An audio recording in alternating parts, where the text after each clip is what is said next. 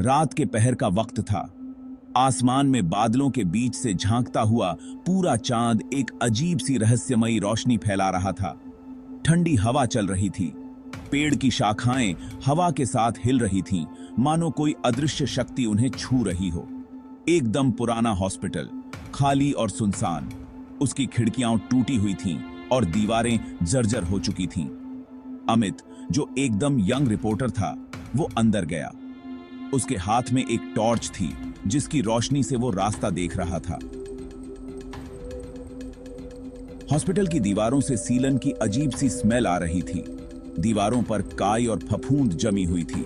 खिड़कियों के शीशे टूटे हुए थे और उन पर धूल की मोटी परत जमी हुई थी और उन टूटे शीशों से रात का सन्नाटा अंदर झांक रहा था।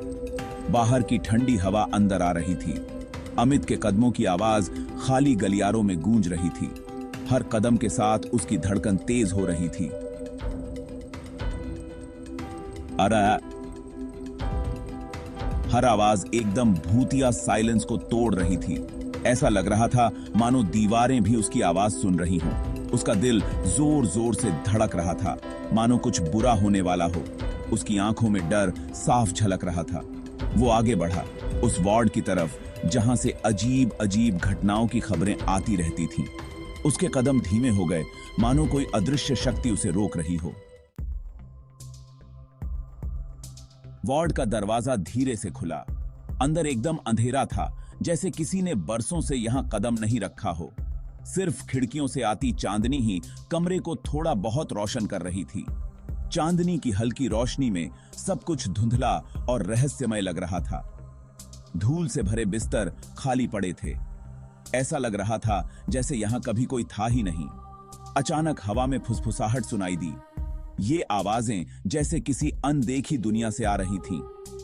अमित एकदम चौंक गया। उसकी धड़कनें तेज हो गईं। उसने कान लगाकर ध्यान से सुना। आवाजें अब और भी साफ सुनाई दे रही थीं। क्या कोई यहां था या ये बस उसके दिमाग का वहम था? अमित के मन में सवाल उठ रहे थे। क्या ये सब सच था या उसकी कल्पना? ठंड और बरह गई थी। उसकी सांसें ठंडी हवा में घुल रही थीं। अमित को ऐसा लगा जैसे कोई उसे घूर रहा है। उसकी रीढ़ की हड्डी में सिहरन दौड़ गई। उसने पीछे मुड़कर देखा, पर वहां कुछ नहीं था, सिर्फ सन्नाटा और अंधेरा। फिर एक साया दीवार पर दिखा। एक औरत का साया, लंबे बालों वाला, धुंधला सा। उसकी परछाई हिल रही थी। अमित की सांसें रुक गईं। डर ने उसे जकड़ लिया था। साया धीरे धीरे दीवार पर सरकता हुआ आगे बढ़ा, जैसे किसी अदृश्य शक्ति ने उसे खींचा हो। अमित की नजरें उस पर से हटी ही नहीं। उसकी आंखों में डर और जिज्ञासा दोनों थे। डर से उसके हाथ पांव ठंडे पड़ गए थे, जैसे किसी ने उसकी आत्मा को जकड़ दीच लिया हो। अचानक एक ठंडी हवा का झोंका आया और साया गायब हो गया, जैसे वो कभी था ही नहीं। अमित ने राहत की सांस ली, लेकिन उसके दिल की धड़कन अभी भी तेज थी। क्या वो ये सब सच में देख रहा था या डर की वजह से उसे कुछ दिखाई दे रहा था? उसकी समझ में कुछ नहीं आ रहा था। तभी एक बच्चे के रोने की आवाज आई, धीमी और दर्द भरी, जैसे किसी ने उसे अकेला छोड़ दिया हो। आवाज हवा में धीरे धीरे गायब हो रही थी, जैसे कोई भूतिया साया उसे अपने साथ ले जा रहा हो। अमित ने हिम्मत करके आवाज का पीछा किया। उसके कदम धीरे धीरे और सावधानी से आगे बढ़ाबो के थे। वो आवाज हॉस्पिटल के पीछे एक कमरे से आ रही थी।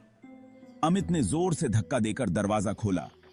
अंदर एक मेज पर एक मोमबत्ती जल रही थी, जिसकी लौ हवा में हिल रही थी।